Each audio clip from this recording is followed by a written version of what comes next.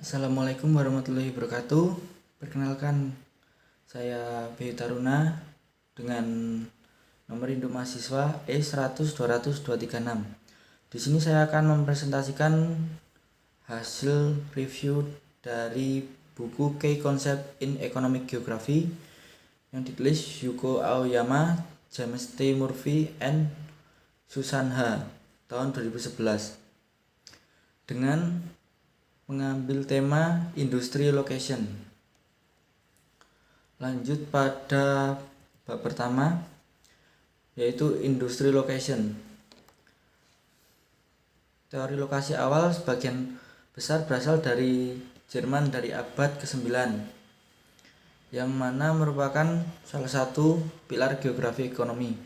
Untuk mengidentifikasi prinsip-prinsip ekonomi yang telah mendasari struktur spasial, ahli teori lokasi industri berusaha untuk mengembangkan kerangka kerja yang dapat digeneralisasikan, yang akan menjelaskan mengapa aktivitas tertentu di tempat di mana mereka berada. Teori-teori ini mengasumsikan aktor rasional atau manusia ekonomi yang ingin memaksimalkan keuntungan ekonomi atau keuntungan perusahaan dan yang keputusannya tidak dipengaruhi oleh faktor sosial dan budaya. Asumsi ini memungkinkan ahli teori untuk mengisolasi efek transportasi dan biaya tenaga kerja. Meskipun hasil dari model agak tidak realistis, pada dasarnya tempat teori lokasi industri tetap berlaku secara luas dan relevan dengan pemahaman kita tentang konstruksi ruang ekonomi. Selanjutnya masuk pada sewa lokasi dan distribusi penggunaan lahan. Teori lokasi industri awal mengacu pada prinsip-prinsip yang diartikulasikan oleh von Thunen pada tahun 1826 yang mengembangkan model penggunaan lahan pertanian, menunjukkan bahwa variasi penggunaan lahan dapat dijelaskan dengan jarak dari pasar. Adapun model mengasumsikan bahwa 1. Ada keadaan terisolasi dengan pusat kota atau pasar tunggal yang dikelilingi oleh lahan pertanian di dataran yang seragam. 2. Petani adalah pemaksimal keuntungan rasional yang semuanya menghadapi biaya produksi dan harga pasar yang sama. Dan yang ketiga, biaya transportasi sebanding dengan jarak. Melalui model ini, von Thunen mengembangkan gagasan sewa ekonomi atau kadang-kadang disebut sebagai sewa lokasi, yang mengacu pada harga sewa tertinggi yang dapat ditawarkan petani untuk sebidang tanah atau biaya produksi dan transportasi dikurangi dari total pendapatan dari penjualan hasil panen di pasar. Kurva Bit-Rhine menggambarkan bagaimana jarak dari pasar menentukan jenis dan intensitas tanaman yang ditanam pada sebidang tanah tertentu. Bisa kita lihat pada gambar 3.1.1. Jika suatu tanaman menghasilkan pendapatan yang tinggi. Lanjut, industri dan wilayah dalam perubahan ekonomi. Dengan dilampirkan gambar yang bisa kita lihat di atas, gambar 3.1.1, sewa lokasi dari 3 tanaman diprediksi oleh model von Thunen.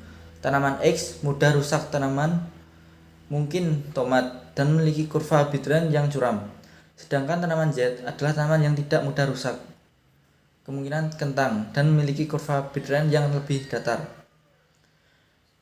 Di pasar tetapi mudah rusak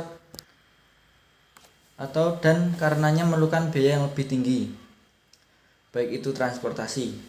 Kurva Bit-Rhine akan curam atau jika tanaman menghasilkan pendapatan rendah di pasar tetapi mudah diangkut atau biaya rendah transportasinya. Kurva Bit-Rhine akan relatif datar ketika tawaran sewanya kurva beberapa tanaman ditunjukkan pada grafik yang sama. Tanaman dengan penawaran tertinggi akan mendominasi penggunaan lahan pertanian pada titik tertentu tergantung jarak dari pasar. Kurva Bit-Rhine sendiri telah digunakan untuk menggambarkan kesediaan berbagai jenis penggunaan lahan perkotaan untuk membayar aksesibilitas. Yang tertinggi pada pusat kota, Alonso tahun 1964. Dalam kasus perkotaan, kemiringan Bit-Rhine kurva untuk penggunaan lahan komersial paling curam mencerminkan fakta bahwa perusahaan komersial menghargai aksesibilitas atau untuk pelanggan potensial lebih dari penggunaan lahan industri atau perumahan, dan oleh karena itu penawaran tertinggi di pusat kota dan mendominasi landscape di sana. Kurva tawaran sewa industri datang berikutnya dalam intensitasnya, diikuti oleh kurva tawaran sewa perumahan. Akibatnya, penggunaan lahan pemukiman mendominasi pinggiran kota dalam model Alonso. Selanjutnya masuk pada teori lokasi industri klasik. Alfred Weber, saudara dari sosiolog terkenal Jerman yaitu Max Weber, adalah dikenal dalam geografi ekonomi sebagai bapak industri umum. Teori lokasi. Alfred Weber tahun 1929 dan tahun 1909 memulai tradisi apa yang dikenal sebagai teori lokasi dengan biaya terendah sebagai tujuan modelnya mengidentifikasi lokasi termurah untuk produksi. Karyanya tetap penting karena banyak prinsip teori lokasinya sebagian besar masih dipegang hari ini dan menjelaskan secara luas mengapa perusahaan menempatkan operasi mereka di mana mereka lakukan model lokasi industri. Weber mengandaikan pabrik manufaktur untuk ditempatkan di suatu tempat antara lokasi bahan baku R dan pasar M. Model memperhitungkan upah dan biaya transportasi bahan mentah ke pabrik dan produknya ke pasar. Model tersebut mengasumsikan bahwa bahan baku R yang dibutuhkan untuk industri produksi hanya tersedia di lokasi tertentu dan pusat-pusat konsumsi M juga diberikan. Tenaga kerja juga hanya tersedia di lokasi tertentu, upah diberikan, dan tenaga kerja dianggap tidak bergerak dan tidak terbatas di lokasi tersebut. Selanjutnya, produktivitas adalah diasumsikan seragam di seluruh dataran, serta faktor lainnya yang dapat mempengaruhi produktivitas seperti iklim, budaya, sistem politik, dan peraturan ekonomi. Lanjut pada slide berikutnya, industri dan wilayah dalam perubahan ekonomi. Dalam isodapane kritis atau area di mana total biaya transportasi bertambah hingga sama, pabrik harus ditempatkan di tempat-tempat di mana upah lebih rendah. Bisa kita lihat pada gambar 3.1.2. Weber mengakui kehadiran ekonomi aglomerasi dan disekonomis dan memasukkan faktor-faktor ini ke dalam analisisnya. Juga bisa dilihat pada 3.2 klaster industri. Kesimpulannya adalah kemajuan ataupun keterlambatan industri mempengaruhi perkembangan wilayah terutama pada sektor perekonomian. Berikutnya, ilmu regional dan kuantitatif revolusi. Bisa kita lihat pada gambar di samping merupakan Walter Isaac yang dikenal sebagai Bapak Ilmu Regional. Beliau merupakan seorang pendiri dari sumber utama inspirasi bagi Asosiasi Sains Regional.